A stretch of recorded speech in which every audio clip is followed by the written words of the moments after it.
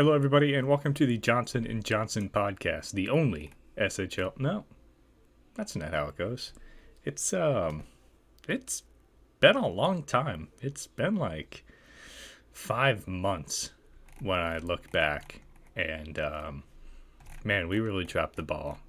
Full disclosure, Gabe's out of town right now. I kind of wanted to jump back on the podcast wagon.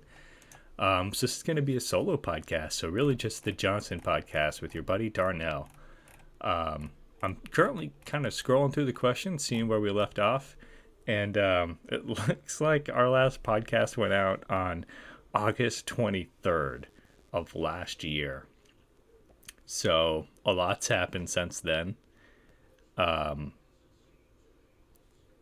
feel like the social commentary's probably been done about to death in the intervening, 4.5 months. I don't really have anything new to add to the discussion. Maybe when we're, wrapped up with some of the questions that were asked of us, literally 5 months ago. If there's time left after that, I'll go ahead and, add in my 2 cents on the whole. I think it's being called Shootergate at this point. But let's kind of ignore that and let's get on with the Johnson show. So back on August 23rd, 2019, 4:30 p.m. Central Standard Time, my good friend, my GM, my confidant, my best friend, I hope I don't know what the word is. I hope I grow up looking like him. Joe K, he asked us a few questions. So he said, this is a question that's been making the podcast rounds. I've stated this before in my own podcast, but I want more feedback on it. A big topic in the SHL is the whole archetype changes thing. I doubt that ever truly gets fixed. Well, Joe, good news. But instead of worrying about that, to give us more diverse player builds, I suggest the following. A maxed out player would have 3 stats at 99. This means that they have 27 total attributes that go over 90. How about we allow builds to let any stat go over 90 except the weakness, but you're only allowed to use 27 attribute points over 90. And it shows an example of how you could track that on our update pages, just like we track the season cap. This would mean that we have more diverse builds instead of everyone being at 99 in just about the same areas, but it wouldn't be too much of a complete change on the site. And he gives an example build. Pretty nice center build, eh? Yeah, I guess. Looks pretty good. Passing at 99, scoring at 90, so we know it's an inferior build. Defense at 97. That's pretty interesting. Face-off 94. Puck handling 95. And skating at 92. Yeah, I like that, actually. I mean, that is kind of a good build instead of stacking up 3 of them. If people are that worried about the importance of strengths, perhaps it makes only those 3 categories the only ones that can go over 95. Thoughts? Yeah, Joe, I think that's a good compromise. And in fact, I've always thought that the min-maxing, it's unhealthy for the community, and it's this community to me is role play. It's like Dungeons and Dragons, right? Where like I want to build a character and not necessarily the best, most minimized, maximized character, the most optimized character, but a character that's true to myself and my vision of the character. So yeah, I'm a big fan because it encourages that kind of style, Let's see. We've got Golden Apricot on August 25th in the year 2019 of our Lord AD. Let's see. Okay, I'm getting here early before Budgie asks another 20 questions. Are the best pizza toppings the same as the best toppings for a calzone? No. There are things that I put on pizza that I would never let near a calzone.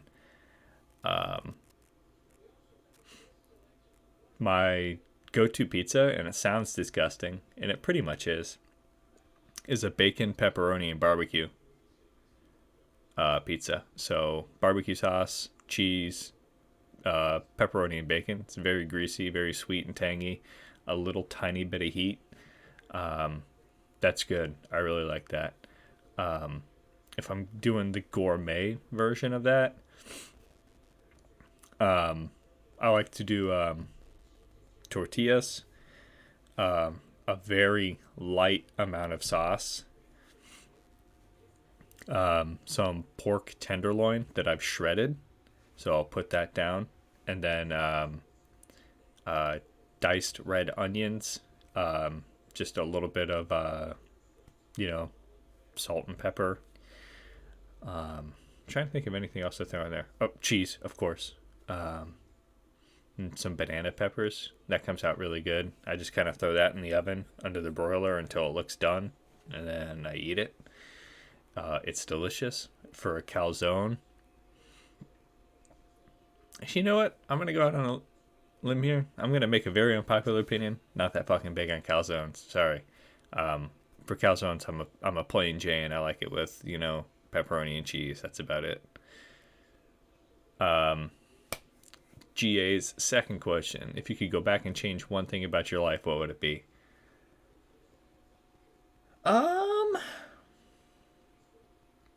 There's so many good answers to that question. There's so many little things that I want to change. It's funny. The stuff that keeps me up at night isn't the big stuff. The stuff that keeps me up at night is like when I was in 6th grade and I was like presenting something to the class, and in my presentation I spoke favorably of the teacher, Mrs. Smith. I wasn't really going for brownie points or anything. It was just kind of relevant to the discussion. And I was like, yeah, Mrs. Smith is a good teacher and she inspires me, blah, blah, blah, whatever. And she was in the back of the classroom, of course, when I was presenting. And she said, you got a little something on your nose, of course, implying that I was brown nosing. I had never heard that phrase. So 6th grade me keeps wiping his nose. And all the kids in the class are laughing and laughing and laughing at me. And the more they laugh, the more I'm like, fuck, I got to get this shit off. That's something I would love to go back and change. Like, I have no idea why, but that moment haunts me. A better answer to the question is I would join the military at 18. I planned on joining the military. I was very serious. I was committed. I was doing PT and everything. But at the last moment, my uncle was diagnosed with terminal colon cancer. So I didn't want to be away from home in boot camp. This was a fear of mine. I didn't want to be away from home in boot camp and get the phone call that my uncle passed. And then as time went on and my uncle, the diagnosis changed a little bit and everything, by then I had already gone into college, and I was a college athlete, so that was pretty cool. That was a neat experience. But I still think all the time about, I'm 26 now, so I could have been in 8 years and out, and my life wouldn't really be that much different. I'd just be a lot better off. So that's a regret I've had. I don't regret the way I ended up spending my time, but looking back on it, my fears would not have been realized. So it is kind of one of those what if scenarios. Number 3 for Golden Apricot is, does ice cream go on your cake or is it to the side of your cake? Ice cream goes to the side of cake, but it goes on top of pie. And no, I will not be clarifying. All right, page 2. Let's see. Hot Dog astutely pointed out on August 27, 2019 AD, that Johnson & Johnson contributed to the opioid crisis in America.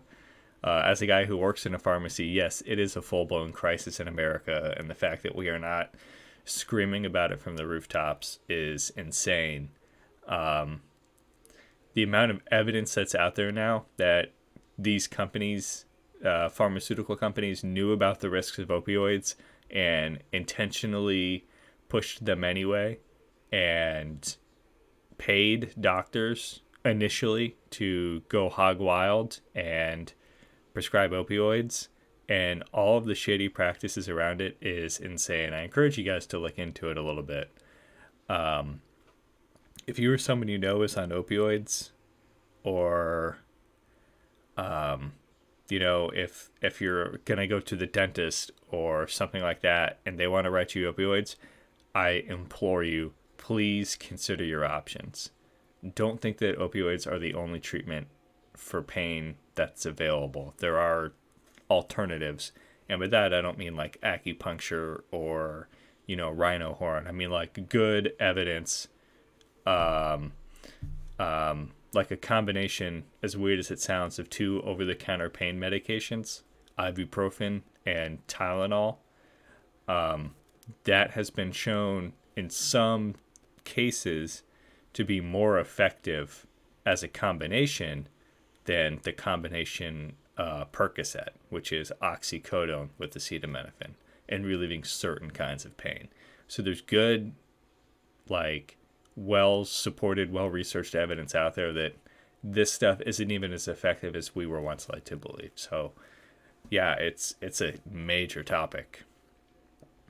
If you guys have any questions about that, feel free to reach out to me. I'm not a super great resource on this, but it is something I'm passionate about. I can help you understand some of the aspects of it, or I can give you resources if you want.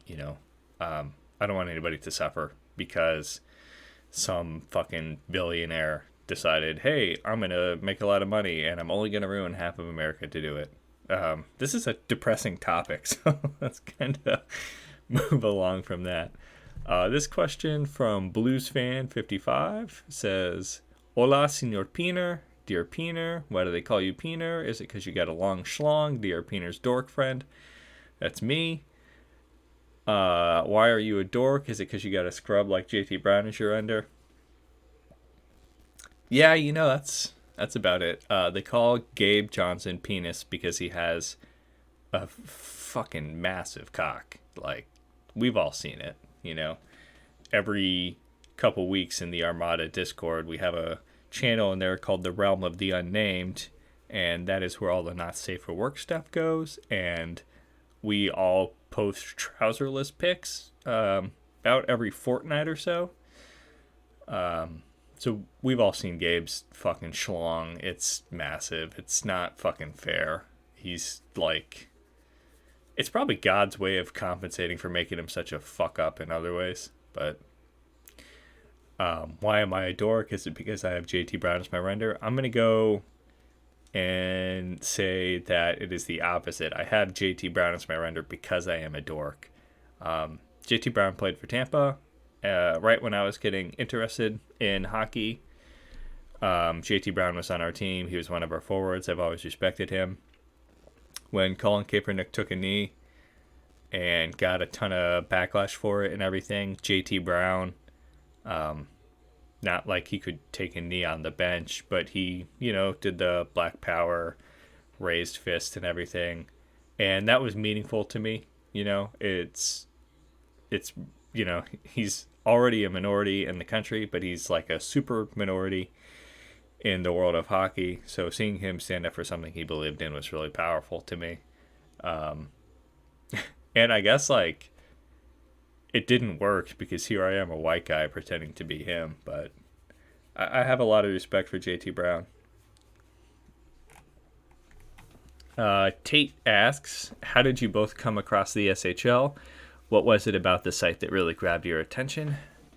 For me, I was in the Tampa Bay Lightning subreddit after we got unceremoniously evicted from the playoffs.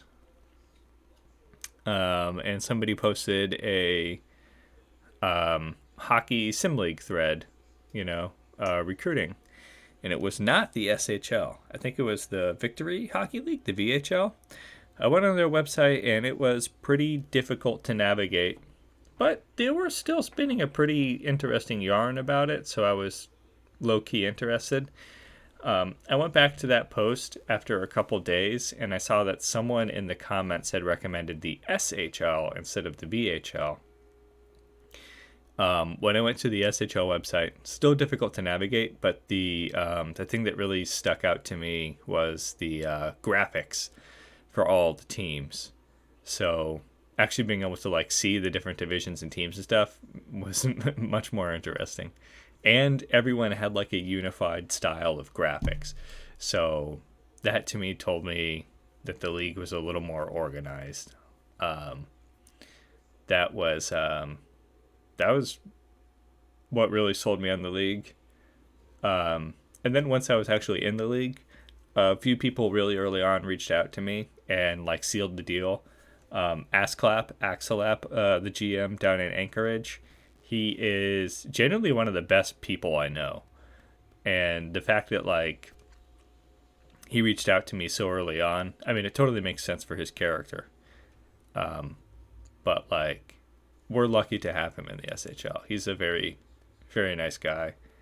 And he genuinely cares too. I'm sure most of the long-serving GMs do. But in my experience with Assclap, there's nobody better. Tate's second question of 6: have you created a player for every position? What's the best worst position to be? No, I haven't. Darnell was my first and only player. In fact, when I retired Darnell, I've come up with a plan. I plan to go into some sort of management, scouting or otherwise.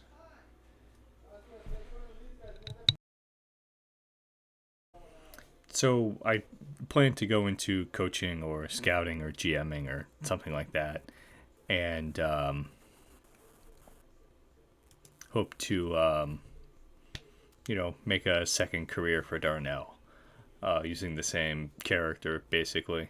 I've also been interested in kind of like a auxiliary role within the confines of the league. Basically, a dedicated media personality who can talk to coaches and get little insights here and there. I think that would be really cool. And another Anchorage alumni, Daft Raincloud, he's really pushing the envelope with media right now, and I want to be doing the same thing, but kind of from the outside rather than the inside. So, like a trusted hockey insider like Bizanetti. That would be really cool to me. So it's something I've been thinking about, but I do kind of want to have head office's blessing before I do that, because it would be kind of weird to have a non-participant in the league so heavily involved. Third question for Tate. We are having a cook-off. What's your signature dish to make and who's going to win?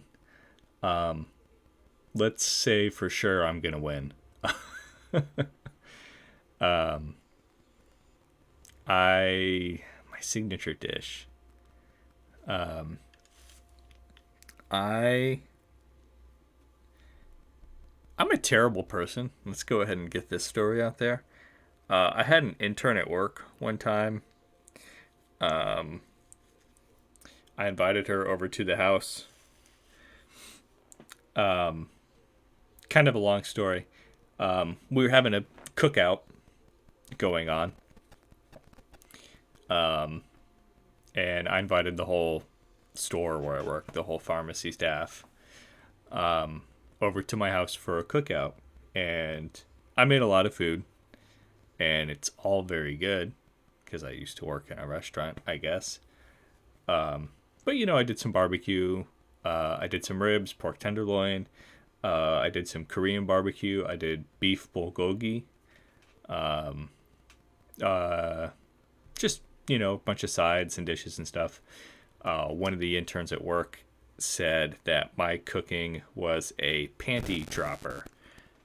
And for about a week, people were calling me Panty Dropper Dan. So that was pretty cool. Months later, I invited that same intern over, and her favorite dish is chicken parm. So I made a very passable chicken parm, and we hooked up. So, months down the road after the intern was gone, wasn't me who put it out there, which is the weird part. But a lot of people at work started talking about my panty dropping chicken parm. I don't think it's a particularly good dish that I make. I think it's just passable. It's chicken parm. It's just not a whole lot of inspiration behind that one. But it is far and away the dish I'm best known for. So if I had a signature dish, it would be the panty dropping chicken parm. I don't know how well that would do at a cook-off, though. So maybe we'll go ribs. I make good ribs. Let's see. Number 4 for Tate. You each win $1 million, but you have to use it on any kind of vehicle you want. What do you buy? Fuck. Any kind of vehicle? For $1 million? I guess. I don't know. I guess I'll get a Cybertruck.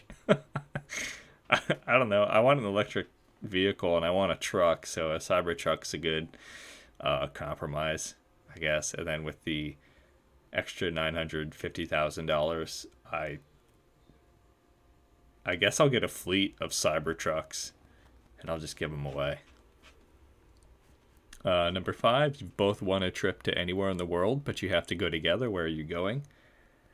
Gabe's currently doing like a European tour, so he's got Europe covered. I'd like to go to Korea, so maybe after Gabe gets back from Europe, we can go to Korea together.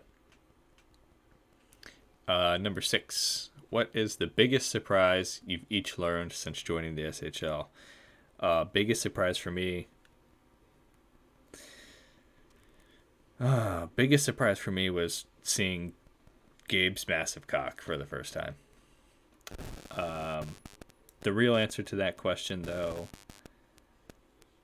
I don't know that I've had a lot of surprises.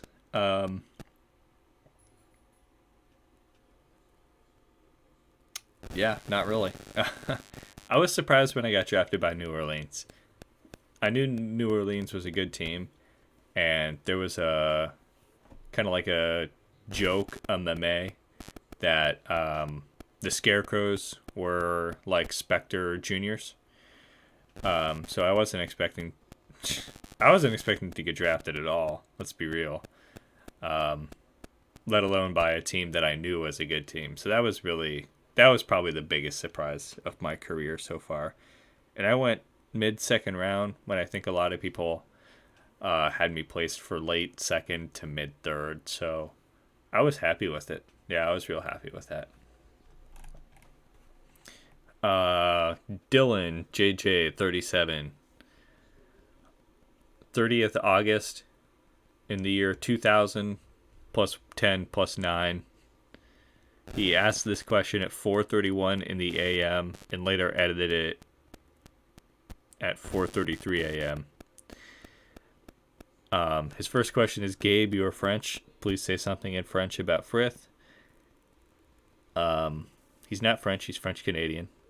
First off, you fucking racist. Number 2, who will be your next guest on the podcast? Boom, check. Number 3, when will I be invited onto your podcast? Actually, Dylan, this is the last episode of the podcast. Sorry. Number 4, please each give a different thing you don't like about your juniors GM. Ass clap. A thing I don't like about Ass clap. He doesn't show his nuts often enough in the realm of the unnamed. He's only done it once. The rest of us do it every other week. And it just fucking ruins team spirit when he does not show us his hairy nutsack. Assclap, if you're listening to this, just fucking get on board, dude. Like, we're all doing it. It's not fucking fair that you don't. Wasti asks if all the music in the world was going to be eliminated, but you were allowed to save the complete works of exactly one group or artist, who would you pick?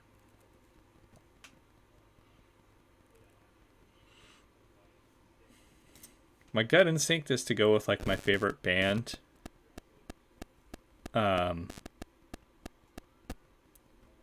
here's the thing. My favorite band has only ever done like one genre with a little bit of crossover. I'm thinking like, I'm trying to think of groups that have done a lot of genres. And the group Ween comes to mind. And the reason for that is that, like, if a group has a big enough catalog with a lot of diverse genres, tempos, and stuff like that, we can recreate music. However, if we go with a band that I really like say Franz Ferdinand, all music is just going to be post-punk revival and indie dance. So that's not super exciting, because you got to have some diversity. Let's just go with Ween. Fuck it. Number 2, what job or career other than your own would you like to attempt? Whatever Jeff Bezos' job is, it seems really cool to get paid to get my dick sucked. I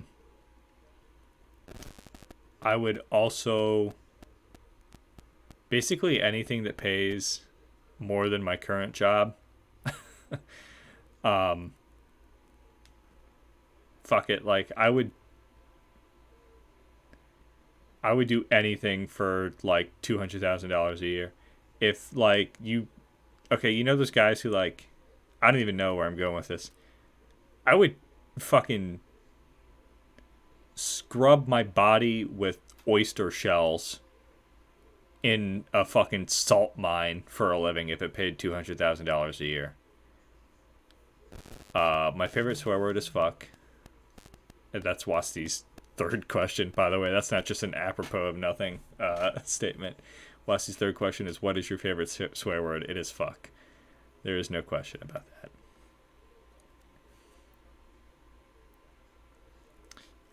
ML 2000 or ML 002, whatever. September 8th, 2019. He asked, Frith, what's it like doing a podcast with this rat coward? Gabe's such a rat coward that his dad moved out on him not once, not 12, but a dozen times. And on the 13th time, to make it a baker's dozen, he fucking took Gabriel's microphone with him, and that's why he's not here right now. Let's see. Aaron Wilson asks, which team is the meme team of the SMJHL? I don't know. Probably the Krakens. Everybody seems to hate them all of a sudden for no fucking reason. I think they're fine. I think all the teams are fine. I don't really like the Raiders. I have no basis for why I don't like them. I don't really like the Scarecrows either, just because I think Scarecrows are a fucking dumb mascot. I don't know. The meme team? I don't know. Let's just go with Krakens because they get a lot of undue shit. This is the final question. Sweet. So get that out of the way.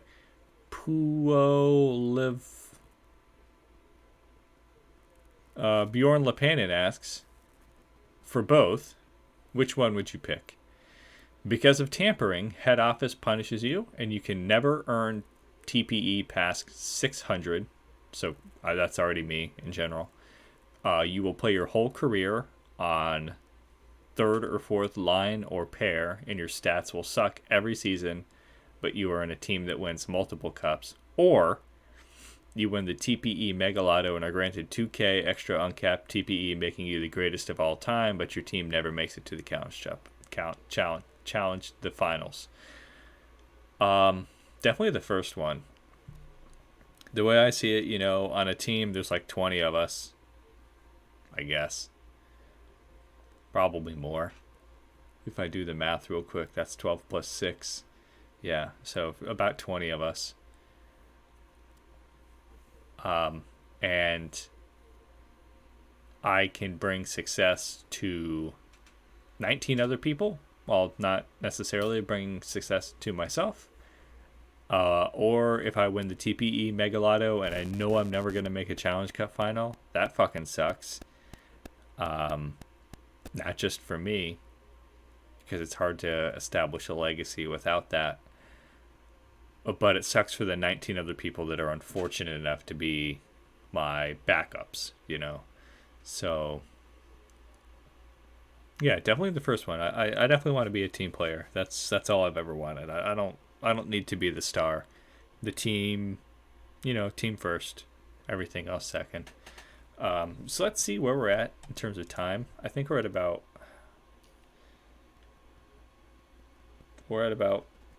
40 minutes, 30 minutes. I don't really have anything else to add. This was just kind of a quick podcast to get back on the horse.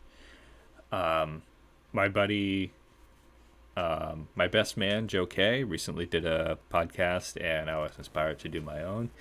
That guy can fucking talk like nobody's business. He talked for an hour and a half to himself, not counting the like 38-minute intro that he has. I don't have an intro. My intro is literally a bad joke. So that's pretty sick.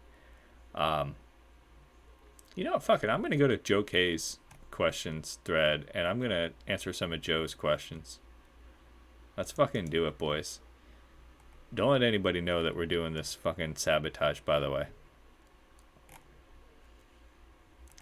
Joe, these are some questions for your next podcast. All right, thanks, Mike Izzy. What's your opinion on the SHL media department's current methodology? Right now, God, Izzy. Right now, their sole job is to grade. Yeah, I mean, duh. Okay, let's move along from that.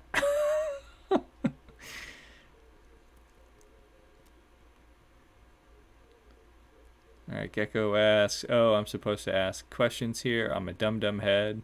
Now that I think of it more. Me versus Sammy. Lightsaber duel to the death. Who wins? I hope you both die. Charlie Conway. Do you use the forum on light mode or dark mode? Light mode. Have you ever given any thought as to who your next player's render will be? Yeah. My next player probably going to be Dan Girardi. If you could have a do-over of any season in Joe's career, which would it be? Of Joe's career? Oh. I could have a do-over. Definitely this most recent season, season 51. And I would hope that if we did it over again, maybe the results would be different and Hamilton wouldn't win at all. How do you feel about the regression system as it currently stands? Any changes you'd make? No, I pretty much like it as is. You get perhaps a little too much longevity out of some players. But I mean, that really just be the way it is, you know? I'd rather have it more, like if somebody wants to be a fucking TPE fiend, they should be rewarded for it. Fuck it. If I were in charge of coming up with a location for a new SHL team, where would it be?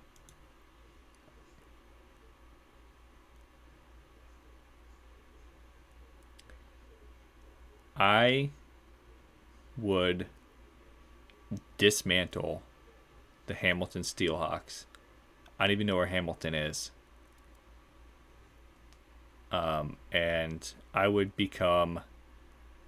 Ooh, this is a good one. The Maryland Crabmen. Boom, there it is. Baltimore Crabmen. Yep, I like that. If you were... would you rather a league stick with a 50-game schedule after moving to FHM or switch to 82? Oh, Oof. Bump it up. Bump it up.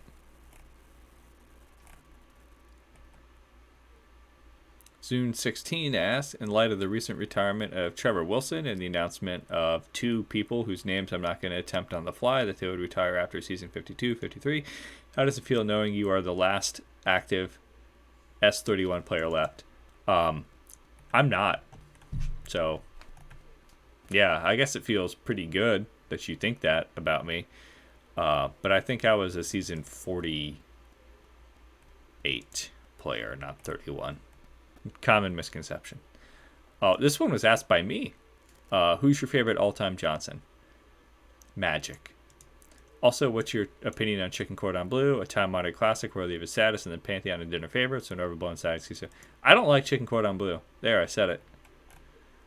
That's probably why I asked that question. I probably had Chicken Cordon Bleu that night and was upset about how much fucking work it is for nothing. Like, okay, if I wanted soggy spinach, I would eat fucking I'm not even going to get into it. I hate it. Some people have advocated for the immediate resignation of Aaron Wilson from Hamilton management in large part. Oh, by the way, this is HHH81 asking. Some people have advocated for the immediate resignation of Aaron Wilson from Hamilton management, in large part for his role to the Shootergate situation. Other request higher sanctions, including him being removed from the HFM transition project out of fear he'll try to undermine the league again. Where do you stand? Yeah, I was... This is kind of getting a little more political than I wanted it to. When this Hamilton business came out, I was actually at work that day. But I was keeping up a little more than I strictly should have been at work, if you know what I'm saying. I was playing on my phone a little too much because this was such huge news. And I was very fearful for the future of the league. I was also very disappointed in my co-host, Gabe Johnson. Gabe and I, let's clear the air right now. We are still friends. We're still very good friends. We still talk to each other all the time. We hang out, there's no beef between us. I'm going to lay some things out here, and then people are going to go, oh, the 4 people that listen to this podcast are going to be like, oh, he did the podcast solo. What does it mean? It doesn't mean anything. It just means that Gabe's out of town right now. And I'm doing an unsanctioned Johnson and Johnson podcast without him. I was really disappointed in Hamilton as a whole, but especially the leadership of Hamilton, and not just the coaches and GMs, but the senior members of the team. Gabe's not a senior member of that team, but I was also disappointed in his reaction afterwards. Hamilton, to me, it should have been gutted. I was full on nuclear option, gut the team, gut the history, ban the GMs from management for however fucking long, I don't give a shit. Life, I don't care. Send all the players, do a fucking lottery, I don't care. Have other GMs pull numbers out of a fucking hat to take the players. Don't give a fuck. Get rid of the team. Have a new team created and then have them do an expansion draft.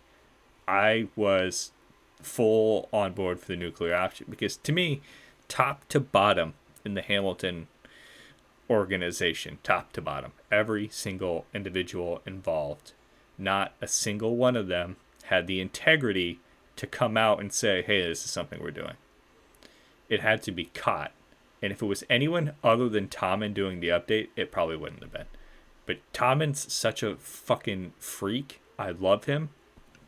He caught on and wised up to the situation. By my understanding,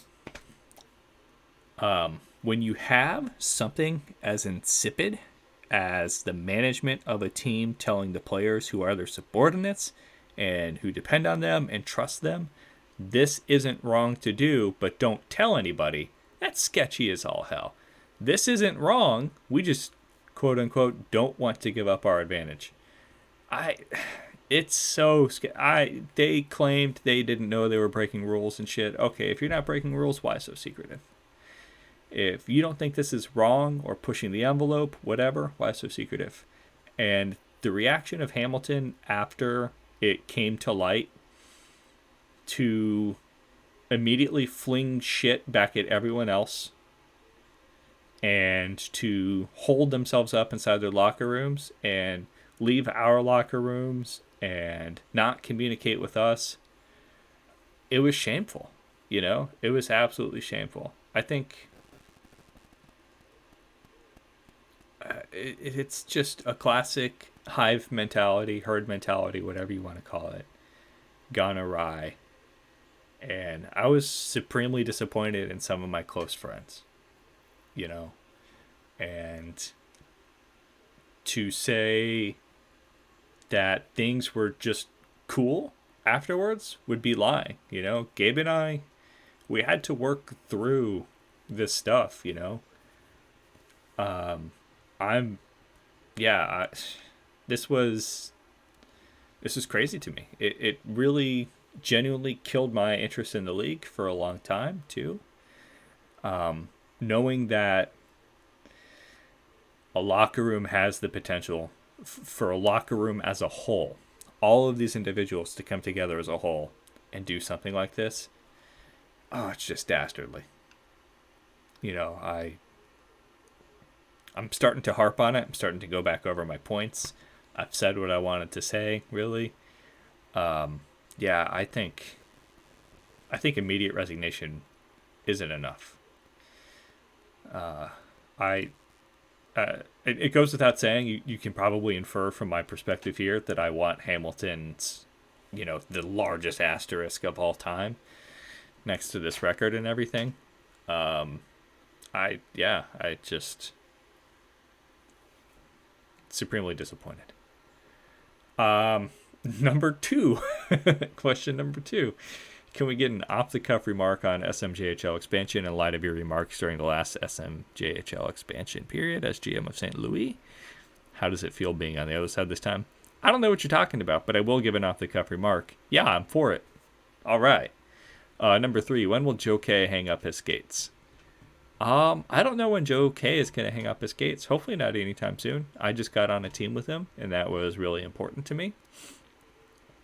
It's a really cool experience to be playing with someone who I respect so much. And to have such a seasoned veteran of the league on my team is super cool too. Just a couple seasons ago in season 49, I felt like Joe K put up some of the stats of his career, and that was awesome to see. He's a great leader on and off the ice. Let's see. Number 4. What do you think will be our biggest challenges moving to FHM? Oh, geez. I've heard some of the challenges are in like the sim engine itself, like the league sim, I guess. Like it doesn't like the number of teams that we have, so that's going to be interesting to see how that's resolved. TML 99 is a mystery, so many users on this site. As a fellow GM and former HO member over the last 8 seasons, I honestly know almost nothing about the human being. What is the secret to his long tenure as GM? I don't know, dude. Ask him. This is the great part about answering other people's questions, is I can just blow them off. Who's going number 1 overall in the upcoming SHL draft? Not me. How will the switch to FHM influence rookie retention rate? Oof, that's going to be interesting to see. That's something I hadn't really considered before now. I think probably for a couple seasons it'll be a little rough because typically rookies have us to fall back on for a lot of guidance. And by us, I mean the more seasoned players out there. So we're going to be scratching our heads, which means the rookies are going to be scratching their heads twice as hard. So that's going to be interesting to overcome, but I think we can do it. We're a strong community like that. Captain Blitzkrieg asked, what does your draft process look like? Not a lot of people know this, but I was on the scouting team in Anchorage. My draft process was pretty involved. I like to talk to the recruits one-on-one. Find out their interest in the sport, not just in the sim league. Find out who some of their favorite players were, moments that they loved and stuff like that. It was really important to me early on to establish a little bit of a personal relationship with the new prospects, because that's what got me involved in the league was Axelap creating a personal connection with me. So I feel like if you get that little bit of personal connection early on and you see that there are just normal people in this league who care and who want to see the league succeed and want to see you succeed, you're going to stick around more. So my process was coming to understand the rookies as individuals, where they want to go and what they want to do, and I drafted more based off of that rather than their stats, because the entry stats, when they're coming into the J, it's pointless. It's going to be totally changed by the time they hit the 350 anyway. So that was my process. I imagine it's a little bit different from the SMJHL to the J, or from the J to the SHL, but you've got a lot of the not so great guys have been weeded out by that point. Let's see here. Bonk asks, what is your favorite ice cream? That's a good question, Bonk. Probably mint chocolate chip. I don't think mint chocolate chip is my favorite ice cream, but anytime somebody asks me what kind of ice cream I want, I always say mint chocolate chip. And then that's it for Joe's questions. Let's see where we're at in time. Okay. Who else do I know that I can steal some of their questions? Let's see. Apricast by Golden Apricot. So I think this week sometime today, if I can figure it out, I'll report a podcast talking about the SMJHL HO worked on this season and would welcome any questions people have, whatever. Gabe Johnson, 3 days ago, asked, there's a lot to like about FHM, and I'm very excited to dive into it. What are your favorite parts about it as an engine? I really like that the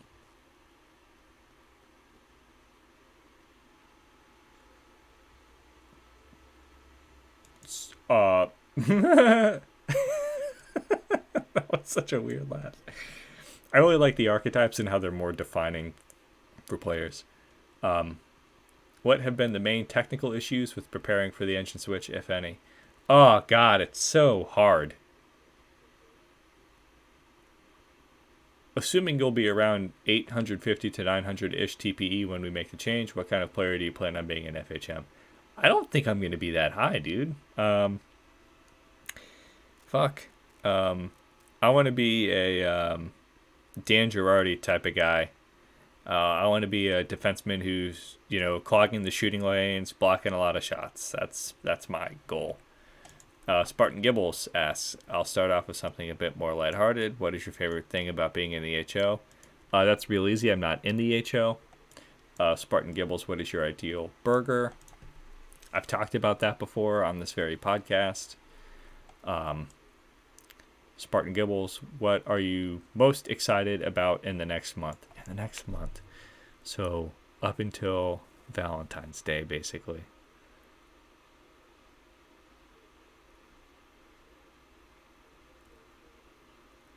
Yeah, I guess I'm not really excited about anything. It's pretty sad, I guess.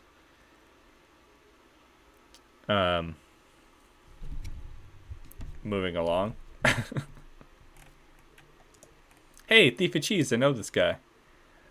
He says, first off, awesome job in head office. Definitely see you posting and talking about a lot, and it's great to see. Keep it up. Again, I'm not in the head office, but thanks anyway. For an head office related question, there is clearly an engine switch coming up soon. How does this impact your decision making in HO? Are you stalling on changes till that happens? Blah blah blah. What is you? I don't know, man. Stop asking me all these HO questions. It's fucking wild. I don't know who you guys think I am. No, I'm kidding. I know from some stuff that Apricot's been saying in the locker room, and I guess maybe I shouldn't say too much. I should save it so he can say it on his podcast. I'm gonna stop stealing other people's questions at this point. But from some of the stuff he's been talking about, no, they haven't really been stalling a lot of non-simulated changes, and I don't think they're planning on making a lot of additional changes in the upcoming season. So there's that. Let's see if there's anything in my personal life that's worth talking about. I don't really think so. If you guys have any more questions for us, of course, I'm going to be bumping the question thread because it's like 9 pages back already. Yeah, that's probably going to do it for this edition of the Johnson & Johnson podcast, which we will go up titled as, I don't know, Lilu Corbin Dallas Multipass. All right, thanks everybody for listening.